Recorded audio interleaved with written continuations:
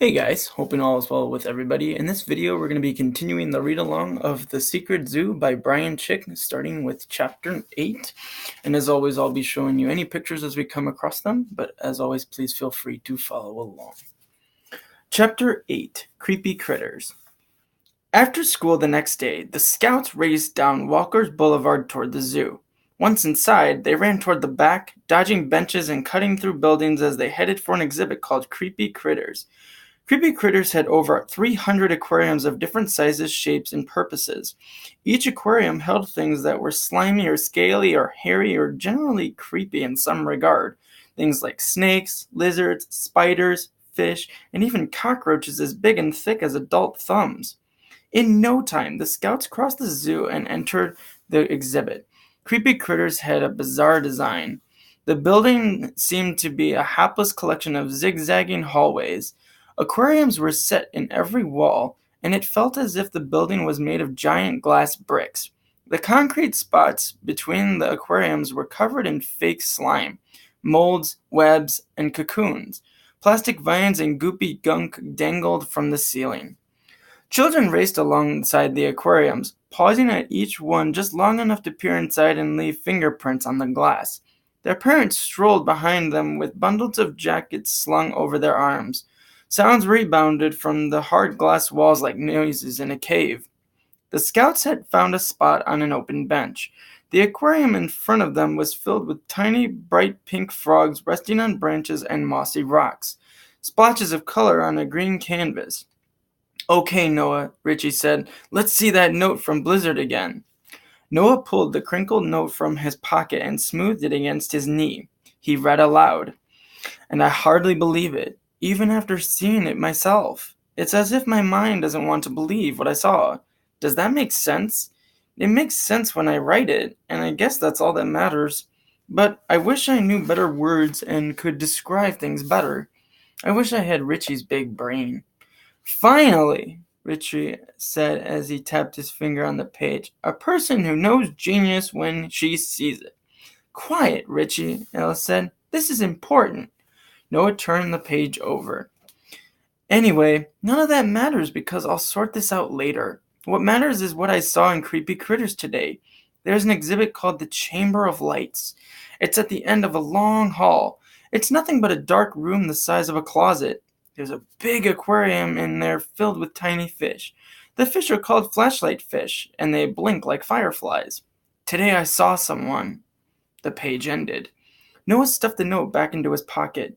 "Well," he said, "what do you guys make of that?" "Something important is obviously in that exhibit," Ella said. "But what?" Richie asked. "There's one way to find out," Noah said, rising to his feet.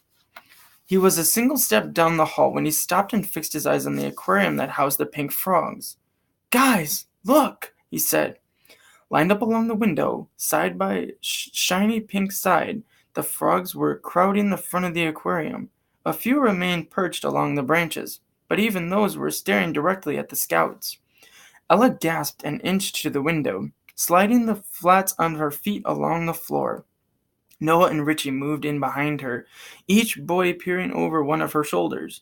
The frogs began to hop. They sprang forward off of their back legs and slid down the glass aquarium wall, exposing their bright pink underbellies and twiggy outstretched legs. Their white eyes, like round Christmas tree bulbs, were locked on the scouts. "I don't believe this," Noah said. But deep inside, he did believe this. In fact, after everything he'd been through, he almost expected this. "They see us," Richie said. "No," Ella said. "They know us." Ella was right. The animals, from Marlowe to Mr. Talltail to Blizzard to the pink frogs trapped in this tank, recognized Noah, Ella, and Richie. Noah didn't understand why or how, but he was certain that it had something to do with Megan. Ella reached out and touched the glass. The frogs leaped toward her fingertips. They seemed drawn to her hand the way scraps of steel are drawn to a magnet. She slid her fingertips along the glass, and the frogs hopped towards them, climbing, rolling, and springing off one another. "No way," Noah said. The scene reminded him of a plasma ball, an extraordinarily clear ball in which Threads of lightning streaked down toward the glass the second your fingertips touched the surface. Ella seemed to control the frogs just as a person could control those tiny strands of lightning. She yanked her hand off the glass and backed away. "What?" Richie asked. "What's wrong?" "We'd better not draw any attention to ourselves," Ella warned. "You're right," Noah said. "We don't need any attention, especially from creepy zoo workers." Richie nodded, and they walked deeper into the exhibit. A few minutes later, Ella pointed to a small room. It protruded out into the space of the hall, its one side flush with the wall of aquariums. The room had a single purpose, to provide a dark viewing area for the aquarium along its wall. The room looked out of place, juxtaposed with the aquarium set in the walls. "There," she said. "That's the Chamber of Lights." Richie and Noah nodded. The scouts knew the exhibit from previous visits. They turned, walked a third of the way down the hall, and stopped abruptly. Their eyes swelled. Richie's lips quivered.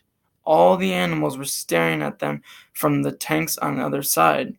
Snakes slithered near the fronts of their enclosures, their flickering tongues lapping the air.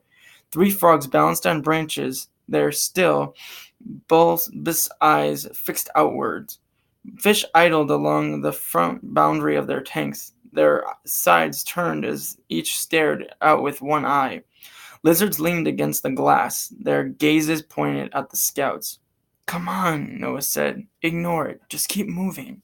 They rushed down the hall. Even without looking at the animals, Noah knew that 100 beady eyes were fixed on him and his friends. He could feel them. They reached the Chamber of Lights. A black velvet curtain with gold rings hung over its entrance. "Let's check it out," Noah said. Ella took a deep breath, and Richie shook the nervousness out of his body. Together the scouts pushed the curtain aside and entered the small room. An aquarium was set inside the wall facing the entrance. The room was small, the size of a large closet. Richie closed the curtain behind them, and the room was enveloped in darkness.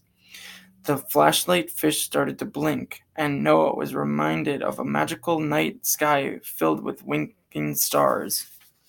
He tried to move around and realized how utterly dark the room was. "Richie," he said, "open the curtain."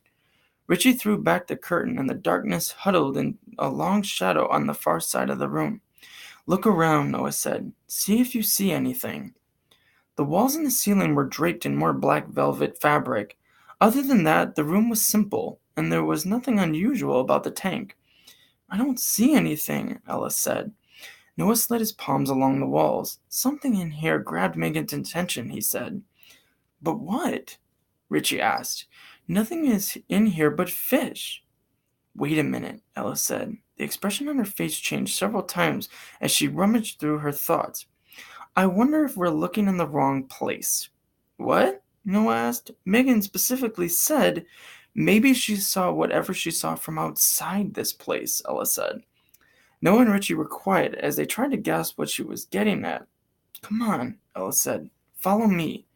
And that was exactly what Noah and Richie did. And I'll stop the video there, but I hope to see you guys in the continuation of this read-along with Chapter 9. And again, this is going to be the read-along of The Secret Zoo by Brian Chick. But guys, please take good care of yourselves, and I hope all is well. And thank you so much for watching, and I'll see you soon.